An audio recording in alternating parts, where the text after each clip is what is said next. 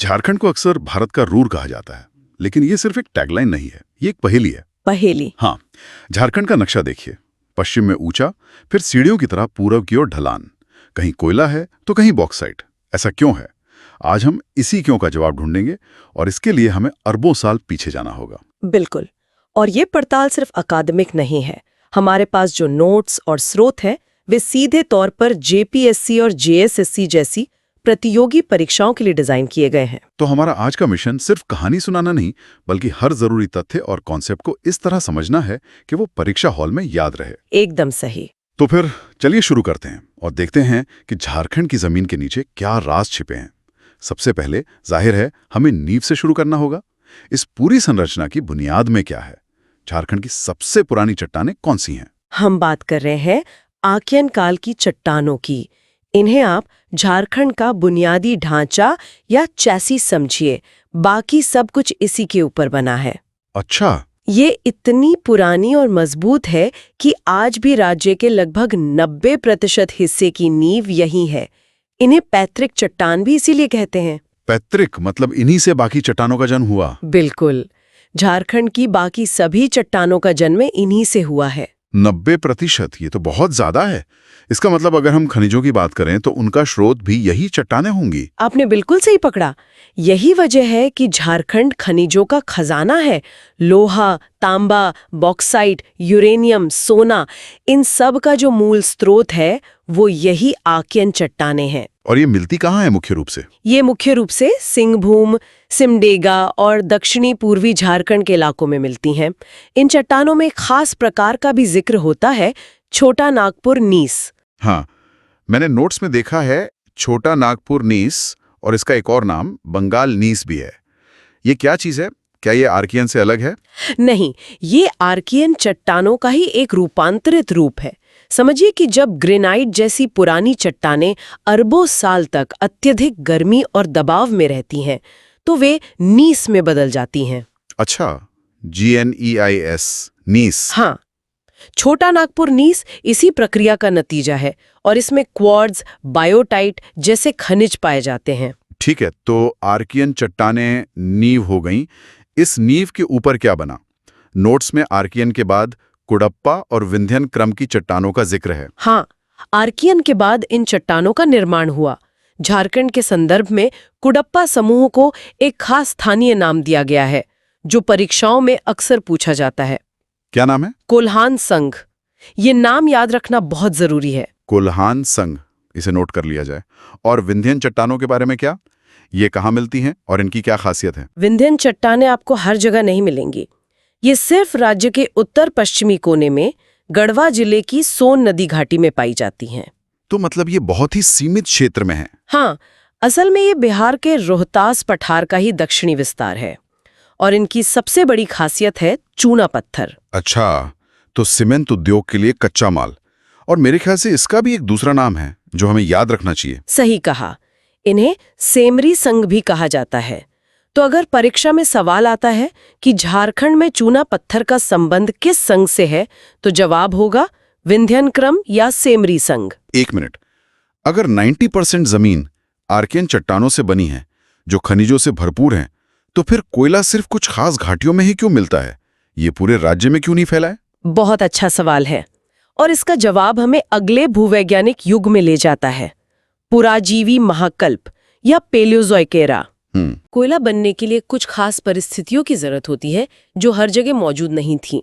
उस समय जमीन में एक बहुत बड़ी हलचल हुई जिसे भूवैज्ञानिक हर्सिनियन भू हलचल कहते हैं। इस हलचल के कारण जमीन का एक बहुत बड़ा हिस्सा बीच में से धंस गया। आप भ्रंश घाटी या रिफ्ट वैली की बात कर रहे हैं? बिल्कुल। कल्पना कीजिए कि जमीन का एक बहुत बड़ा हिस्सा बीच में से धंस गया, जैसे केक का एक टुकड़ा निकालते हैं। दोनों तरफ की जमीन ऊंची रह गई और बीच में एक लंबी गहरी घाटी बन गई। और झारखंड में दामोदर नदी आज उसी भ्रंश घाटी में बहती है। एकदम सही। करोड़ों सालों तक इस धसी हुई घाटी में घने जंगल उगते रहे और जब वे पेड़ पौधे मरकर गिरते थे तो वे उसी घाटी में दब जाते थे। ऊपर से नदियों की लाई हुई मिट्टी की परतें जमती गईं। और यही दबे हुए जंगल लाखों साल के दबाव और गर्मी के बाद कोयला बन गए और इन चट्टानों को गोंडवाना चट्टानें कहा गया। का लगभग 98% कोयला इन्हीं गोंडवाना चट्टानों में मिलता है। झारखंड में ये चट्टानें मुख्य रूप से दामोदर और सोन नदी घाटियों में ही सीमित हैं। क्योंकि वहीं धंसा हुआ था। हाँ, क्योंकि वहीं पर वो घाटी बनी थी। परीक्षा के नजरिए से देखें तो क्या गोंडवाना चट्टानों के अंदर भी कोई वर्गीकरण है जिसे याद रखना जरूरी है? निश्चित रूप से गोंडवाना महासंघ के भीतर कई श्रेणियां हैं, लेकिन दो सबसे महत्वपूर्ण हैं। पहली है दामोदा श्रेणी, जो कोयले की सबसे मोटी और सबसे अच्छी परतों के लिए प्रसिद्ध है। दामोदा श्रेणी, ठीक है। और दूसरी है करहरबारी समूह। ये इसलिए महत्वपूर्ण है क्योंकि झारखंड के सबसे बड़े कोयला क्षेत्र जैसे कर्णपुरा, हुटार और डाल्टनगंज इसी समूह के अंतर्गत आते हैं। तो गोंडवाना काल ने झारखंड को ऊर्जा का भंडार दे दिया, लेकिन जमीन का स्वरूप अभी भी बदल रहा था। इसके बाद जो हुआ उसने इस इलाके में आग और लावा की बारिश कर दी जब डायनासोर यहां घूम रहे थे। हम मध्यजीवी महाकल्प की बात कर रहे हैं, है ना? हाँ, मेसोजोइक एरा। यह युग झारखंड के लिए ज्वालामुखीय गतिविधियों का दौर था। इसमें दो बड़ी घटनाएं हुई।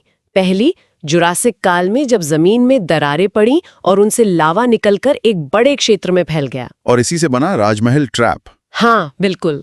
एक मिनट, ट्रैप मतलब जाल। क्या लावा ने किसी को फंसा लिया था?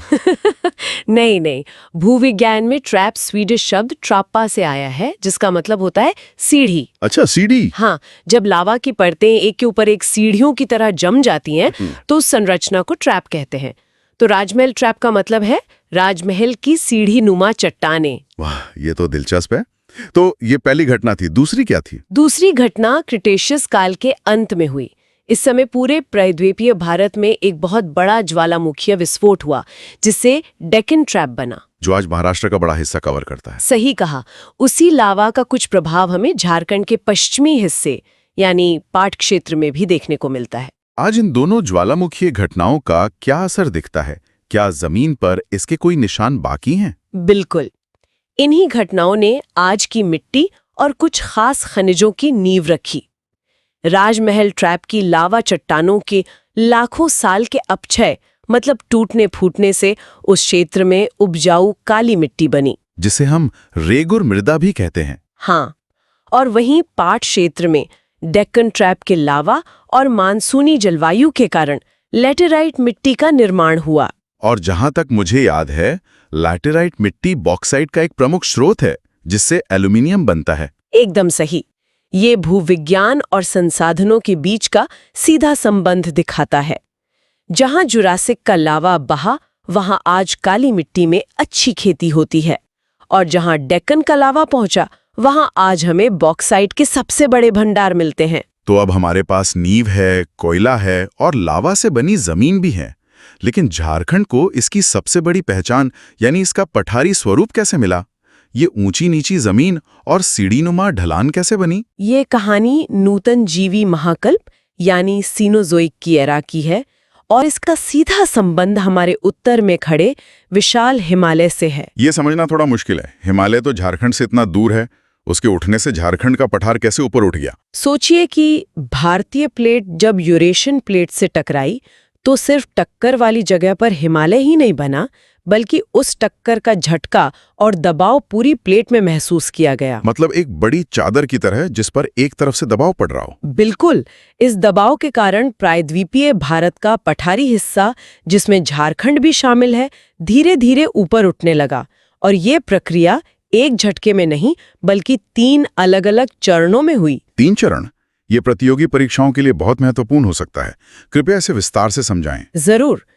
पहला उत्थान इयोसीन ओलिगोसीन युग में हुआ। इस दौरान पश्चिमी रांची का पाट क्षेत्र, जो पहले से ही लावा से ढका हुआ था, लगभग 300 मीटर ऊपर उठा और एक सपाट ऊंची मेज जैसा बन गया। ठीक है, तो पहली सीढ़ी बन गई। फिर दूसरा चरण? दूसरा उत्थान मायोसीन युग में हुआ। इस बार पाट क्षेत्र फिर से लगभग 300 मीटर और ऊपर उठ गया, और साथ ही छोटा नागपुर के पठार यानी रांची और हजारीबाग के पठारों में भी पहली बार 300 मीटर का उत्थान हुआ।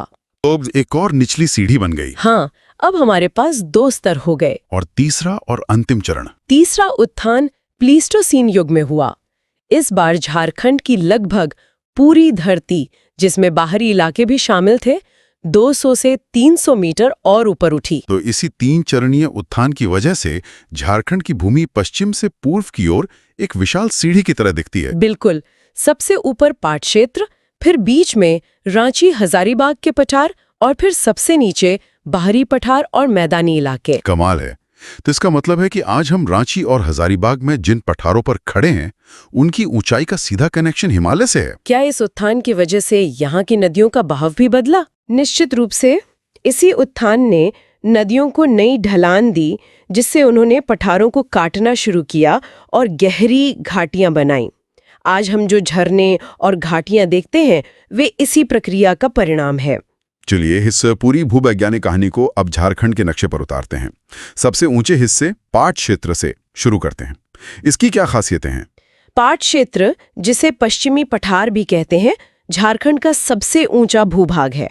इसकी औसत ऊंचाई समुद्र तल से 900 मीटर है, लेकिन कुछ जगह 1100 मीटर से भी ज्यादा ऊंची हैं। और इसका आकार?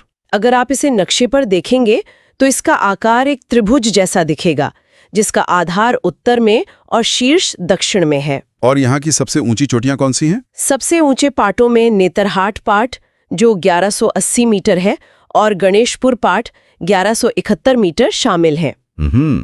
यहाँ की एक और खास बात यहाँ की स्थानीय शब्दावली है, जो अक्सर परीक्षाओं में पूछी जाती है। यहाँ ऊंची सपाट भूमि को टांड कहा जाता है। तांड? और निचली भूमि जहाँ खेती होती है, उसे दोन कहते हैं। तांड और दोन, ये भी याद रखने लायक है। अब राज्य के मध्य भाग की ओर आते हैं, रांची और हजारीबाग का पठार। ये दोनों पठार लगभग एक ही समय में बने और इनकी औसत ऊंचाई भी लगभग 600 मीटर है। ये एक दूसरे के समानांतर हैं, लेकिन इनके बीच से दामोदर नदी अपनी भ्रंश घाटी में बहती है, जो इन्हें प्राकृतिक रूप से अलग करती है। और इनमें से बड़ा कौन सा है? रांची का पठार राज्य का सबसे बड़ा पठारी भाग है। और हजारीबाग का पठार? हमारे नोट्स बताते हैं कि यह भी 2 हिस्सों में बटा है। सही है। हजारीबाग पठार के 2 भाग हैं। दामोदर के ठीक उत्तर में ऊपरी हजारीबाग पठार है, जो रांची पठार के ही समान लगभग 600 मीटर ऊंचा है। और उसके भी उत्तर में? उसके उत्तर में निचला हजारीबाग पठार है, जिसकी औसत ऊंचाई लगभग 450 मीटर है। इसे बाह्य पठार भी कहते हैं, क्योंकि यह पठार के बाहरी किनारे पर है। झारखंड की सबसे ऊंची चोटी पारसनाथ की पहाड़ी इसी निचले पठार में कैसे स्थित है? आपका अवलोकन बिल्कुल सही है, और ये एक शानदार उदाहरण है कि प्रकृति में सबसे मजबूत हमेशा सबसे ऊंचा नहीं होता। पारसनाथ की पहाड़ी क्वार्ट्जाइट जैसी बेहद कठोर चट्टान से बनी है। अच्छा। तो जब लाखों सालों में हवा और पानी ने आसपास की नरम चट्टानों को घिसकर बहा दिया, तो ये अकेली सीना ताने खड़ी रह गई। तो ये सिर्फ एक चोटी नहीं, बल्कि भूवैज्ञानिक दृढ़ता का एक स्मारक है। बिल्कुल। इसकी ऊंचाई 1365 मीटर है, और ये जैन धर्म का सबसे पवित्र तीर्थ स्थल समेत शिखर भी है। बहुत दिलचस्प। ये तथ्य इसे और भी यादगार बना देता है। अब अंत में राज्य के पूर्वी हिस्से की बात करते हैं, जहां राजमहल की पहाड़ियां हैं। जैसा हमने पहले चर्चा की, ये पहाड़ियां जुरासिक काल के लावा प्रवाह से बनी हैं। इनकी औसत ऊंचाई ज्यादा नहीं है, करीब 150 से 300 मीटर के बीच, लेकिन यहाँ की स्थलाकृति बहुत अनोखी है। वो कैसे? अगर आप राजमहल की पहाड़ियों में घूमेंगे तो आपको 2 तरह की चोटियां दिखेंगी। कुछ बिल्कुल सुई की नोक जैसी नुकीली, स्थानीय भाषा में इन्हें टोंगरी कहते हैं। टोंगरी। और कुछ गोल गुंबद जैसी, जैसे किसी मंदिर का शिखर हो, उन्हें डोंगरी कहा जाता है। टोंगरी और डोंगरी। तो हमने पाट क्षेत्र, केंद्रीय पठार और राजमहल की पहाड़ियों को समझ लिया। बाकी बचा हुआ हिस्सा कैसा है? राज्य के बाकी हिस्से मैदानी क्षेत्र हैं, जो मुख्य रूप से नदी घाटियों में बने हैं, जैसे दामोदर घाटी का निचला हिस्सा, स्वर्ण रेखा नदी की घाटी और उत्तर में सोन नदी का क्षेत्र। और इन इलाकों में खेती अच्छी होती होगी? हाँ, क्योंकि इन इलाकों में नदियों द्वारा लाई गई नई जलोढ़ मिट्टी के निक्षेप पाए जाते हैं, जो कृषि के लिए बहुत उपजाऊ होते हैं। तो आज हमने झारखंड की जमीन के नीचे दबे अरबों साल के इतिहास की पहेली को सुलझाया। आर्किन चट्टानों की खनिज संपदा से लेकर गोंडवाना की धसी हुई घाटियों में बने कोयले तक, और फिर राजमहल के लावा निर्मित ट्रैप, और अंत में हिमालय के दबाव से बने इन सीढ़ी-नुमा पठारों तक की एक शानदार यात्रा की। और सबसे महत्वपूर्ण बात जो परीक्षाओं के लिए भी जरूरी है वो ये कि झारखंड का हर भौगोलिक स्वरूप, चाहे वो पठार हो, मिट्टी हो या खनिज संपदा, वो इसी भूवैज्ञानिक इतिहास की देन है। इन घटनाओं के क्रम, उनके कारण और उनके नतीजों को जोड़कर समझना ही सफलता की कुंजी है। हर चीज एक दूसरे से जुड़ी हुई है। हर पहाड़, हर नदी, हर खनिज भंडार के पीछे एक कहानी है, एक वजह है। बिल्कुल। और अब एक अंतिम विचार। हमने ये तो देख लिया कि भूविज्ञान ने इस भूमि को कैसे गढ़ा, लेकिन सोचने वाली बात यह है कि इन प्राचीन भूवैज्ञानिक विभाजनों ने, जैसे पठारों के नुकीले किनारों ने या नदी घाटियों ने, आज झारखंड में मानव बस्तियों के पैटर्न, अलग-अलग जनजातीय समूहों के सांस्कृतिक क्षेत्रों और यहाँ तक के जिलों की आधुनिक प्रशासनिक सीमाओं को कैसे प्रभावित किया है। ये एक दिलचस्प सवाल है। क्या आज की सीमाएं अनजाने में उन्हीं प्राकृतिक लकीरों का पालन कर रही हैं जो करोड़ों साल पहले खींची गई थीं? इस सवाल के साथ आज की चर्चा यहीं समाप्त करते हैं।